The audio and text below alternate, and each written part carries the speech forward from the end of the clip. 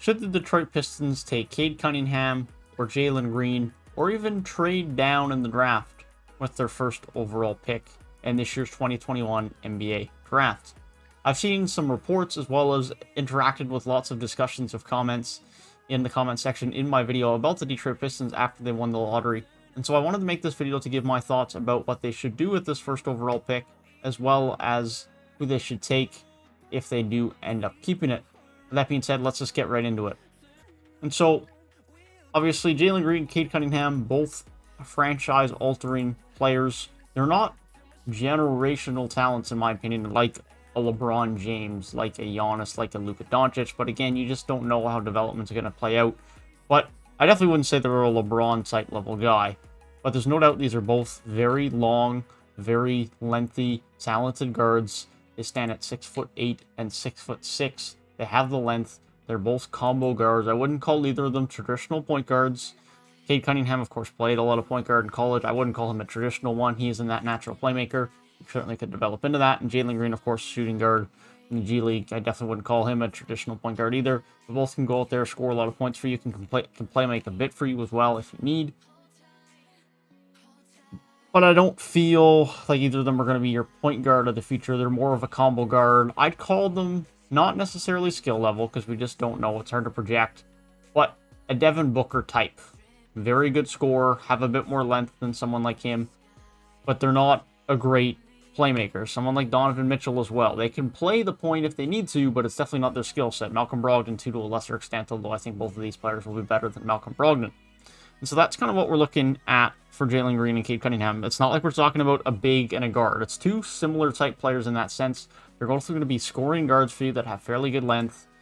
Not great playmaking ability. Both have good size. That's kind of what we're getting into.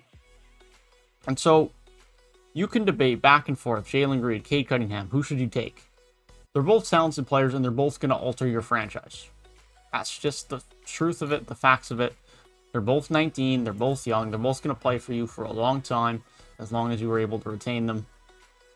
And so if I'm Detroit, I'm not worried about anything other than who do I think is the better player. You and me can argue that all you think. I'm not going to act like I'm some college and G League expert that watched Cade Cunningham and Jalen Green a ton this year. I just don't know that level as some of these scouts do. And so if I'm Detroit, I'm just saying pick the best player available. Because I've seen some concerns with, I don't know if Cade Cunningham fits well with Killian Hayes. Well, I'm sorry, but to be quite frank to Killian Hayes, that's his problem. He's either got to adapt, and then him and Cade Cunningham have to figure it out, or Killian Hayes is just going to get traded or become a bench guard. Simple as that. Because Killian Hayes still has the potential to be a fine NBA point guard. There's no doubt about it. Obviously, injuries hurt him last year. But Killian Hayes is not the reason why you change who you draft as a franchise-altering player. You draft who you think is going to be the best player for your team when you have the first overall pick. And you figure out the pieces around it after. If that means Killian Hayes gets traded, that means Killian Hayes gets traded. That is not an obstacle that should be considered with this first overall pick. The only thing that should be considered for this first overall pick for Detroit is who do we think is going to be the best player, period. Not for our franchise, not for the fit. Who is going to be the best basketball player in the NBA? That's the only thing that the Pistons need to consider, and that's what they need to think about when they decide on this pick. Cunningham or Jalen Green, you can't go wrong. They're going to be great. That's the simple fact. Now, as far as going on the trading down in the draft concern, that one is a bit interesting to me. You would have to get a lot back for them to want to trade back, for me at least. Because they obviously want a guard. They're considering Jalen Green or Cade Cunningham. Obviously, Evan Mobley is a great big as well. But even if you trade back to 3, there's no guarantee you get Evan Mobley. And if you trade back to 4, then you're probably getting stuck with Jalen Suggs, which, again, is a very good player. It's not a bad option to get stuck with, per se. But then, you're not first overall pick. Fit does matter a bit more, because the ceiling isn't as high. And then you have Killian Hayes, a true playmaking point guard, with Suggs, who's a true traditional point guard as well. Then it becomes a bit more murky. And so here's my thoughts on the Pistons trading down in the draft. I think the only way the Pistons should trade down in the draft is if they can get significant enough assets and additional assets above what you would think is fair value.